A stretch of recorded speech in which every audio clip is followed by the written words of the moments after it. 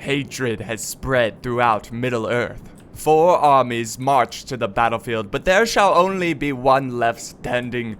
This is a 4-player free-for-all and Third Age Total War. My name is Pixelated Apollo. Thank you so much for stopping by.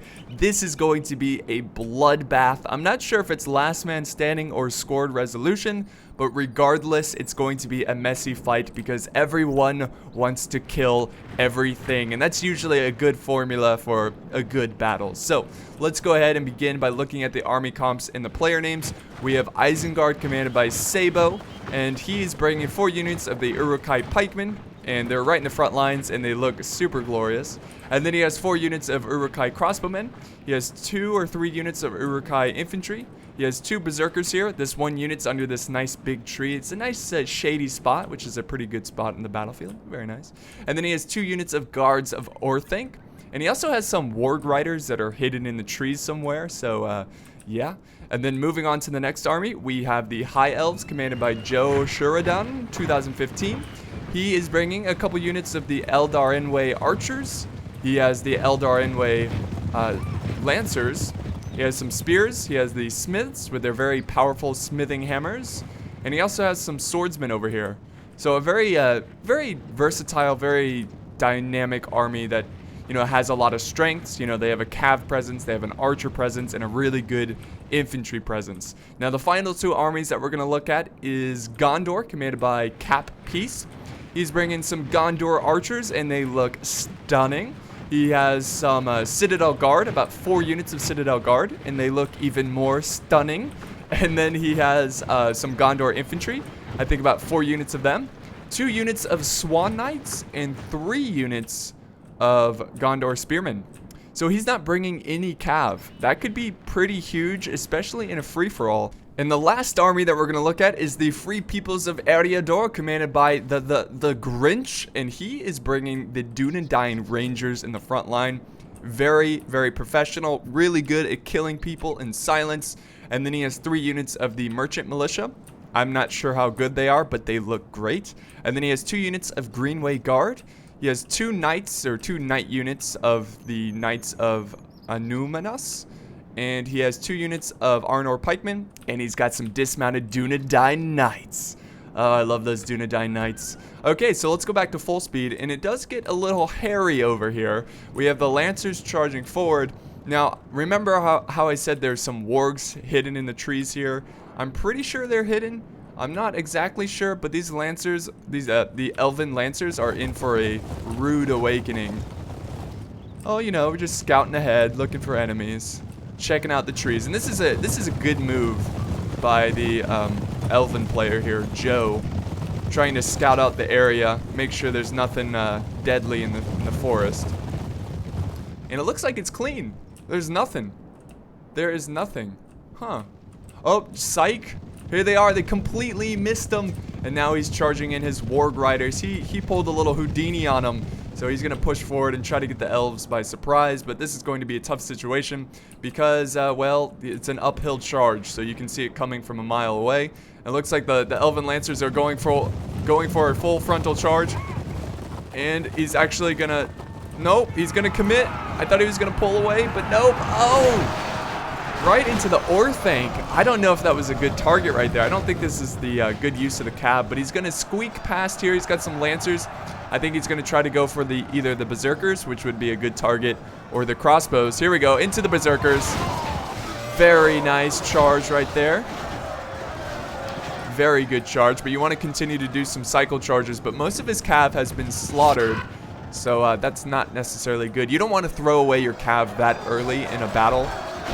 But at least he got a decent charge on the Berserkers. Not amazing charge. But if we head back over here, the wargs are about to do the same thing. They're going to give them a taste of their own medicine. They're going to charge into their infantry. Again, I think he's being a little too aggressive with his wargs. Do the elves even see this? Do they see the angry warg riders headed straight to their face? I don't know. They're not really responding properly to it. But here we go. The wargs... Yeah, again, you shouldn't just charge your cav into infantry like this. So a little cav battle going on up here. And just like the Elven Lancers, I don't think these wargs are going to get anything done. And they are just getting slaughtered from arrows and Elven blades. And also hammers, smithing hammers. And they break instantly. But he could potentially get these units back. So who knows? And that is the early aggressive start of this free-for-all. There's some Elven Lancers here that return to the battlefield, so that's good. You want to have some cav left over. And I think the elves are... Like, if you're looking at Isengard in the elves, I think the elves have more cav. So far, maybe? I don't know. The wargs might return. Who knows? But if we head back over to the other side of the battlefield... Looks like the Free Peoples of Eriador, they're going to camp on this hill. They're going to use their terrain in their favor. Now, poor Gondor. Oh, you know what? Oh my goodness. I'm such a nerd. Gondor does have cav. They were hidden in the trees. They were hidden so well that I didn't even see them. It looks like he's got 2 General's Bodyguard and a unit of Swan Knights. So this is really good. Oh, thank goodness, because Gondor is going to need the cav. And even though the battle on the other side started first, I think this one's going to end first. Because the 2 armies are close together. I don't know. This is a tough situation. You could try to, like, have some form of agreement. You're like, hey, can you just, like, come down a little bit to make it a little bit more fair? But Gondor, you know, he's aggressive. And he's a badass. And he's going to march forward and bring the fight to the Free Peoples of Eriador. Don't just sit and try to get treaties. Charge, bring death upon them. Oh man, look at this. Look at the spears march through the forest here, the little patch of trees. So awesome. You know, this game is so beautiful. This mod, such a great mod. It never gets old. It really doesn't. These units just look so good. Alright, so, oh, there's a little bit of a cav fight here. Looks like the elves are just trying to kill off the wargs. And this is pretty good for them. And what else do we have here? Oh, more wargs that are getting cut down. Yeah, just trying to destroy their cav presence. Where's the rest of his army? What? Oh, here we go. Wow, they actually traveled pretty far, pretty fast. So we might have 2 battles going on at once. The elves have already started, you know, letting loose some volleys of arrows into the enemy forces. What is he doing with his berserkers? Oh my goodness. This is not good. Berserkers are not a, like, main... Like, they're not a unit that you just charge into the fight alone. Berserkers need support, so they can flank around and cause some havoc in the back lines. This is not good at all, because look at this. They've taken a lot of hit points, and they're just getting gunned down by what looks like machine gun fire, but really it's just a bunch of elves. And now he's going to send up some spears to take care of the berserkers. Kill them off. Kill them dead. Alright, so if we head back over here, the skirmish has begun as well. So you know what we're going to do, guys? We're going to focus on one battle, and then we're going to watch the other one. So I'm just going to cut it and just, like, go back into the replay. So let's just continue to watch this one, because I really don't want to miss any of the action. Because it's pretty amazing that both sides are fighting at the exact same time. So we're gonna focus on this this struggle between men. Uh-oh, we do have a cav situation over here. A cav battle. Oh, we've got some Arnor men-at-arms. He had some hidden units that I did not see. Okay, so everyone's got little sneaky hidden units. So they come out of nowhere. They're trying to kill the cav. Gondor's gonna, you know, get his cav out of there because you don't want to leave them in melee. There comes the Knights of Anuminas. Anuminas, the great city. So they're just kind of following the knights, the enemy cav, making sure they don't come back. We do have the Gondorian spears. They made it through the trees, and they're gonna try to flank around. Oh my god, look at this! Look at this formation here. Yeah, he's not giving up this hill whatsoever. Excuse me. But the Gondor archers are having a very tough time.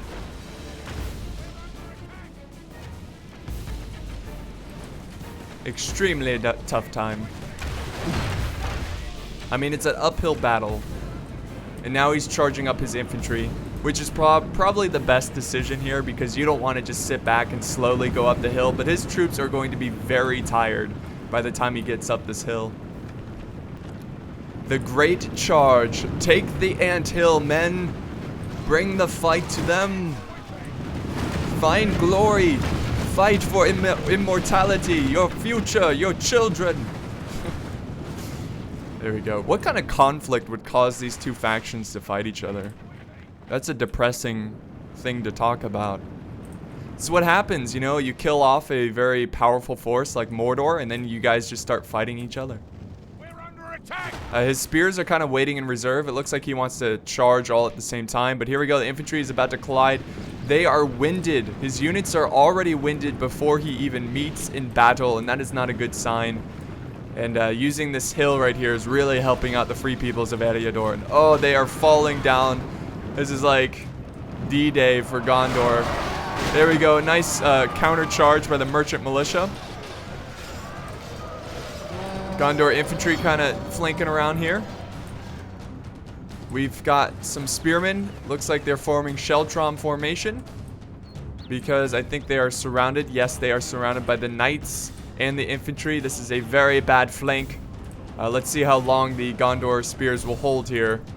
But over in the front lines, we do have Gondor just trying to attack on all sides and all fronts and try to find a weak spot in their defense. Oh, look at this. Looks like there's just too many Gondor infantry troops, and he's going to be able to flank around. And now the Dunedain Rangers are exposed to melee, and they're going to have to take out their swords. Or he could just flank around and kill the Greenway guards. Uh-oh, is he breaking? His troops are breaking from the fight. This is a unit of 35. That is not a good sign. Oh, what do we have here? Cav flanking around.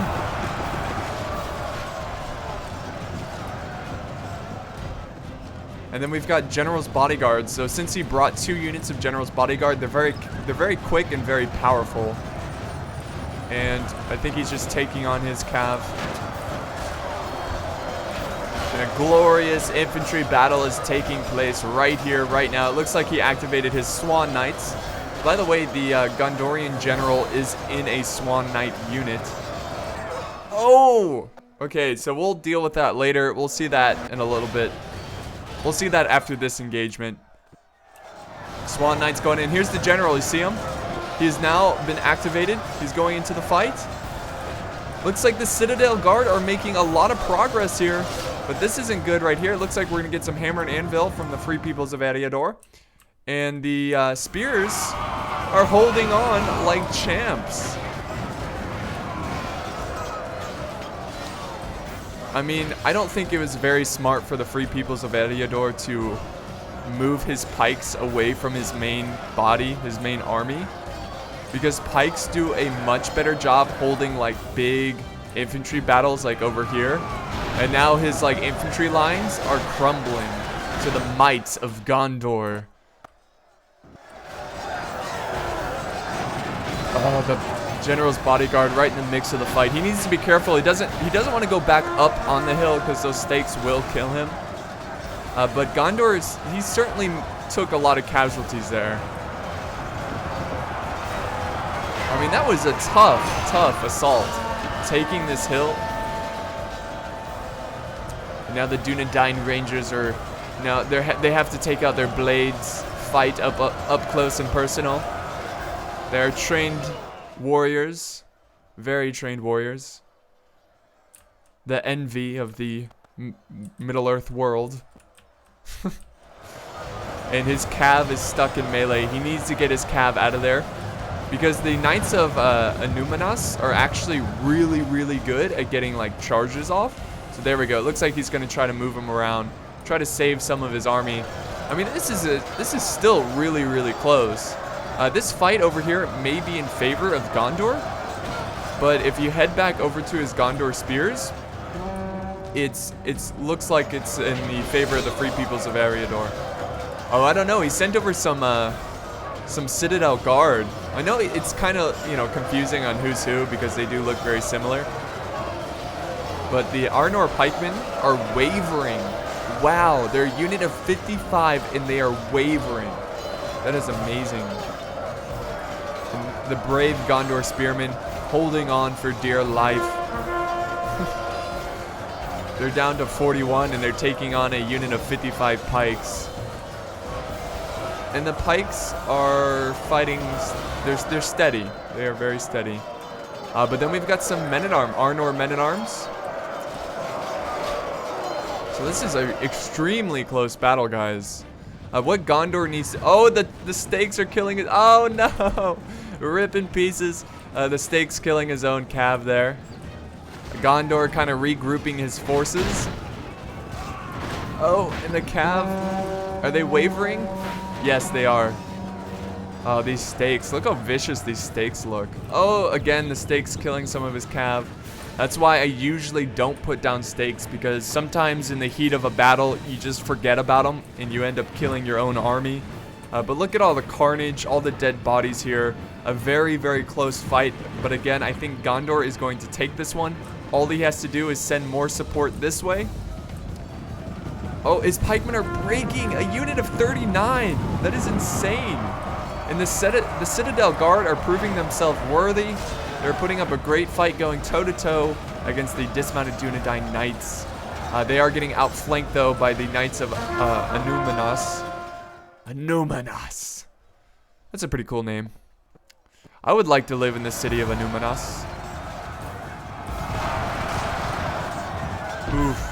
Doing a great job with his knights. Arnor has some deadly cav, and you should certainly use them wisely by doing cycle charges, getting as many kills as possible. But Arnor's hope lies right here. I think Gondor, what he needs to do is, you know, he needs to rest up his army, gather them up, get them ready. It looks like he's firing some arrows. Got some Gondor archers left over.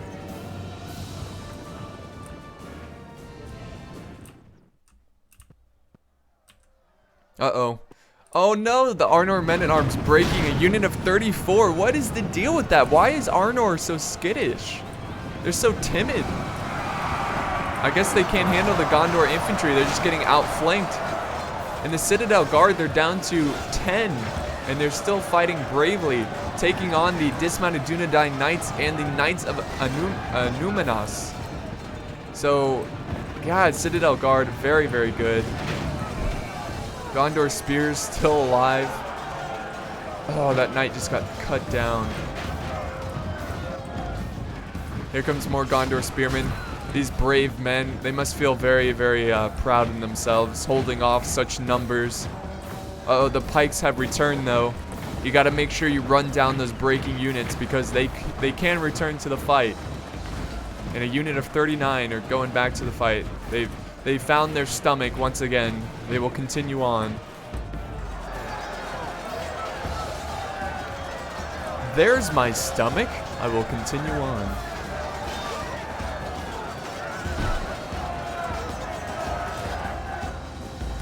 Oh, look at a lot of troops from Arnor are finding their strength again. They're going back into the fight. It's not over yet. And the Gondor infantry trying to charge into the pikes, trying to get them out of position there. What a close battle. There we go, Arnor swordsman going in. He reformed Sheltron formation, trying to hold the line. They are exhausted. They're shaken. They could break at any second now, but the same thing goes to the Arnor men-at-arms. There goes the second charge. I don't know why he charged into this formation here. He should have just flanked around and attacked this one from the backs. Just surround this unit. I mean, if he's just going to sit there in Sheltron formation, just don't engage. Oh, here we go. Here comes the rest of Gondor's army. Oh, look at the Citadel Guard. Look at them. Oh, beautiful. The Swan Knights taking care of business, taking out the Dunedain Rangers.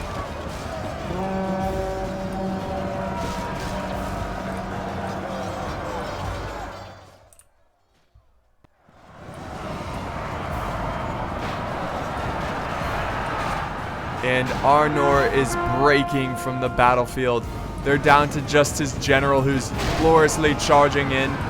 Is this his general? I don't think it is. Never mind.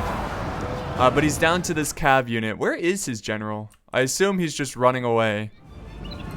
I didn't see him die, so... Yeah, he's running. And this is what's left of Gondor. A handful of troops. We do have some more archers up this way. So, that is the first engagement. What we're going to do now, guys, is switch back over. We're going to restart the replay and watch the elves face Isengard.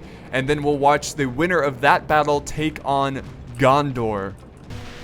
Alright, guys, so we are right where we left off. The struggle between the High Elves and Isengard. So this is where the High Elves sent in their spears to take on that very crazy berserker unit that just went rogue, trying to, you know, win this battle alone. But they're gonna get cut down by the spears. Oh, you know, actually, they're doing a pretty good job here. Oh, get gutted and your head chopped off. Lovely. Anyways, yeah, they are actually putting up a good fight, but this defeat seems certain for them.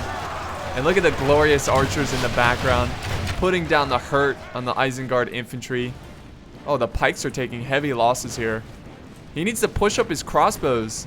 I hate when people put their archers behind their infantry. That makes sense in like single player, but when you're doing online battles, you definitely want your skirmishers in the front lines. What is this? Oh, okay. For a second, I thought these were some Isengard troops because they look kind of dark. I was like, whoa, Isengard, sneaky you. But the berserkers are now down to like 2, actually 6. Forgive me, I misspoke. And here comes another berserker unit. What is he doing with his damn berserkers? Why is he wasting them like this? I don't get it. I really don't. Again, berserkers you want to use as a flanking unit, as a shock troop, to break the will of your enemy forces. You don't want to charge them in first like this, even though they look really cool going in by themselves. That's a bad mistake there by Isengard, but it's far from over, and they can certainly turn this battle around. And that elven rally. Oof, stabbed in the gut. See what's going on over here. We do have some cav trying to get some strikes off. I think he's trying to go for the crossbows. This is actually really clever right here. Using his crossbows up on this slight terrain. This is giving him a little bit of a terrain advantage. And then he's got his pikes over here kind of protecting them. And this is why it's really important that you want to keep your cav alive during the late game. Because the elves, they don't really have cav anymore. And if they did, they could have probably have gotten some good charges on this unit right here. Because 2 units of pikemen are not going to be able to keep up with cav. Oh geez, this cav just standing there now. They are dead, executed on the battlefield, and the elves have had enough. This is over. We're gonna end this battle right now. They just gotta kill these berserkers here. But he is moving up his infantry. So what is this? Oh, he's got some swords way in the back. I guess he forgot about. Here we go. The smiths are about to go in. The spearmen. Ooh, they're about to charge the pikes head on. That's going to be a tough battle. Oh, look at the bolts come over their heads from the crossbows. There we go. Oh, I don't know. I don't know if this is a great move from the elves. I don't know. Maybe the smiths, if they can break through these lines, they can probably take the battle. Oh, they're not even formed up. This unit's formed up, though. Here comes that unit of swordsmen over here. Isengard should be taking advantage of his size, so he should be trying to flank around and trying to overwhelm the elves. Oh man, they're getting hit hard at the flank from those bolts. Those crossbows are ridiculous. He has so many of them, and he's racking up kills. And the front lines over here, this is great. Taking on the tyranny of Isengard. Uh-oh. Looks like he's flanking around with his infantry. He is flanking around. The elven archers are doing everything they can to protect their infantry's flank. They're getting hit hard by arrows, but it's not going to be enough. These guys are well protected. They're heavily armored. They are taking some casualties. Oh, and there goes the Elven General. Dead on the battlefield. And the guards of Orthanc taking on the Elven Swordsman. I think this is going to be a very obvious Isengard victory. It just does not seem like the elves can turn this around, but they are making some progress here. They need to break through. They need to cut down these pikemen and try to get to those crossbows, or maybe send some relief over here because they are getting way outflanked. I mean, look at this. I mean, this, again, this is why you need Cav during late game, because Cav can prevent this. Also, he could have used his Elven Cav to flank around and get some hammer and anvil on the backs of the pikes, which are putting up a great front. They are holding back these very well-trained Elven warriors. But I think he's going to send in some of his archers. Yeah, we've got some archers that are going to take out their blades because it's a desperate situation. And you can hear the roar of the Olog-Hai as they charge in to face their enemy. Oh, look at this. The elves are breaking through here. Olog-Hai are losing the fight. Oh, there goes. Okay, so he did lose his general. Derp. Man, how did I miss that? I don't know. That's weird. So that's probably why Arnor broke so early in that fight, because his general died. Uh-oh, the smiths are breaking. This unit's really good, too. They're breaking with a unit of 9. I mean, the elves are just going to have no morale left. I mean, their general is dead. Their troops are falling left and right. He's doing a lot of good damage, though. Oh, that leg sweep. Oh, my God. Boom. I love it. I love this game.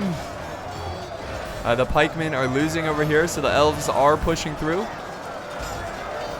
And this is an extremely close battle, guys. The crossbows getting tons of kills. And now it looks like he's sending his crossbows into melee. Both sides just slaughtering each other.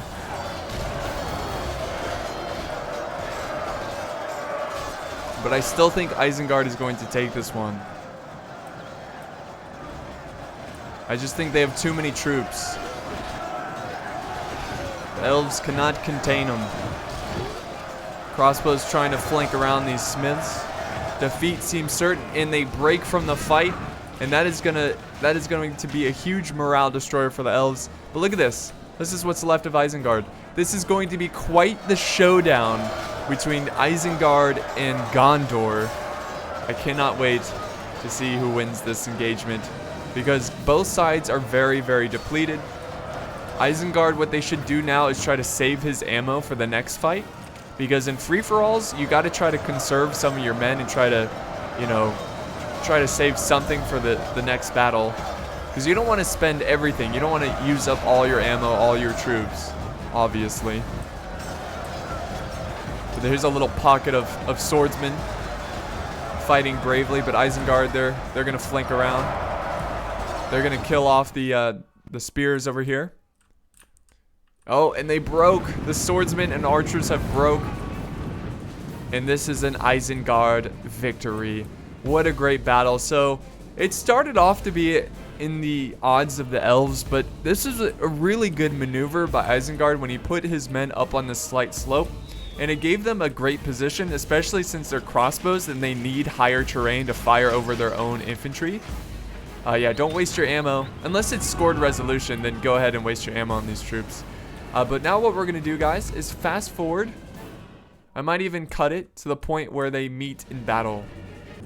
Alright, here we are with the final showdown. So both armies decided to march to the very top of this map. And look at this little camp here. I didn't notice this at the beginning of the battle. Nice little settlement here. But now they are horrified because they don't know who's going to win this battle.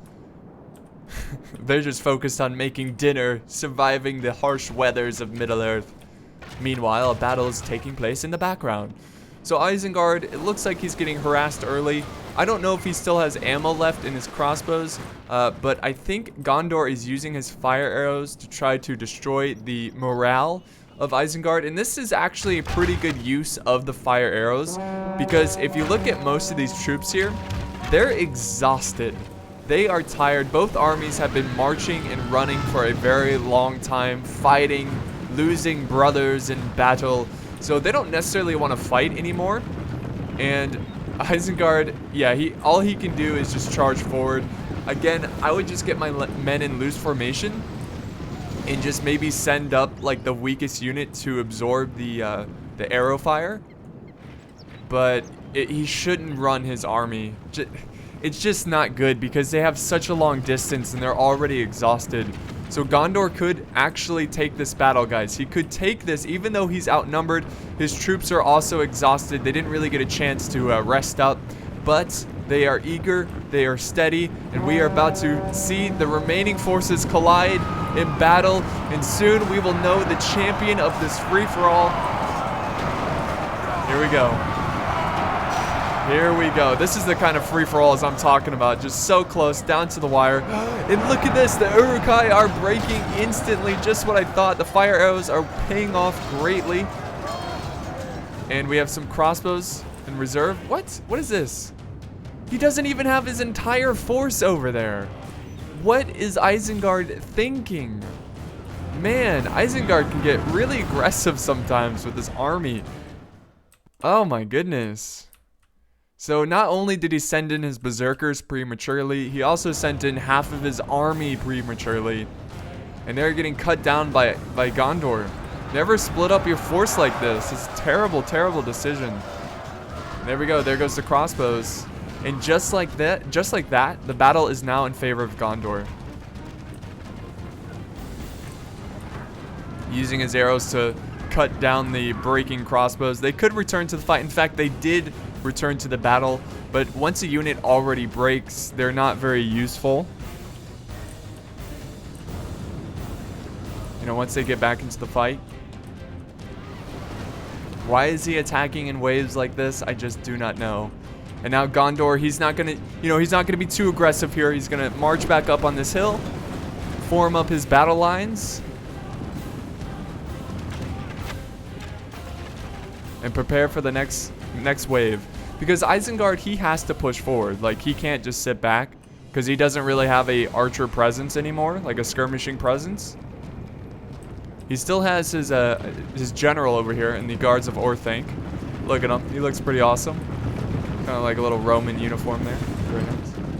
Very nice. And he also still has the pikemen. But please do not attack in waves. What is this? Is this a flanking charge? Is this what you're doing? And they're wavering. As soon as they get near enemy forces, they instantly waver.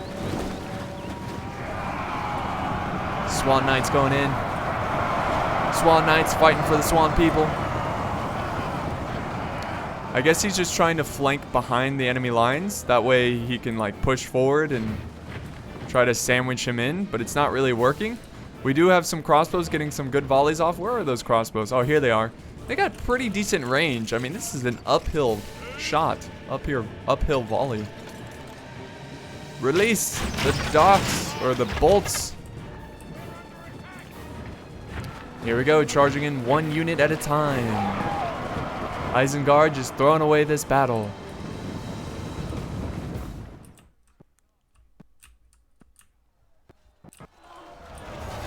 Oh, I don't know. I mean, if you look at the balance of power, I mean, I'm hiding it right now because I want to keep, some of the stuff secret. I don't want you guys to know who sent in the battle replay. But it's going back and forth. So his crossbows, some of his crossbows were broken over here. He still has some over here that are, oh no, they broke. They broke to one Citadel guard. Oh my god. The champion right here, this lone Citadel guard, breaks an entire unit of Uruk-Hai. He must be a scary man to do that. He does look kind of scary there. Yeah, cool. Here we go. I think Gondor is just going to try to finish this battle. End it right here. The balance of power is pretty much dead even, surprisingly. And now they have broke from the fight. This is the last hope for Isengard. This last formation of pikemen. He also has a couple archers over here. And we'll just fast forward a tad bit. There we go. Watch them charge in. And the pikes break instantly. And I think that's going to be the rest of Isengard. Like, his troops are just going to break instantly. So not a good formation. Not a good attack by Isengard. I understand that he wanted to, you know, march forward and try to get his infantry in there. But I think what he should have done is marched up his one unit of crossbows and try to get them to absorb most of that arrow fire. And then once he wasted all of his ammo, then move in and give your guys time to rest up and get ready for the next fight. But here's the brave Isengard general, Olog-Hai general, fighting to the last, fighting for victory. They're actually holding, but victory seems certain for the Gondor infantry. There's a little tussle going on over here. Isengard just keeps coming back to this fight. They keep breaking and coming back. But I'm pretty sure this is the nail in the coffin right here. His general is being contained and getting cut down by Gondor infantry. The Gondor swordsmen. Boom. Dead. But this was a extremely close free-for-all. I still think Isengard could have won this one. I really do. They had a lot of success against the elves. He just needed to rest up his troops and not charge his army in waves. If he just charged together as one, he could have won, even in the face of the Swan Knights. All right, so we're gonna fast forward through this. It looks like it's over. So here's the end results. This is a victory. So this was a last man standing. So very, very cool fight here. Victory for Gondor, and this was sent in by Cap Peace. So thank you for the battle replay. This was an excellent battle. If we look at the kills here, though, the Grinch getting the most kills because Gondor had he had the second largest army. The elves getting, wow, this is weird. So, well, I guess Isengard didn't get a ton of kills because the elves had a very small army. But yeah, so that's kind of crazy that Isengard got the least amount of kills. Very interesting. So if we look at the results here, we've got, let's see who got the most kills. I think 87 is the highest. Gondor infantry. Very, very interesting. Very intriguing. So thank you guys so much for watching this battle replay. I hope you enjoyed this free-for-all. It was a lot of fun, and I will see you next time.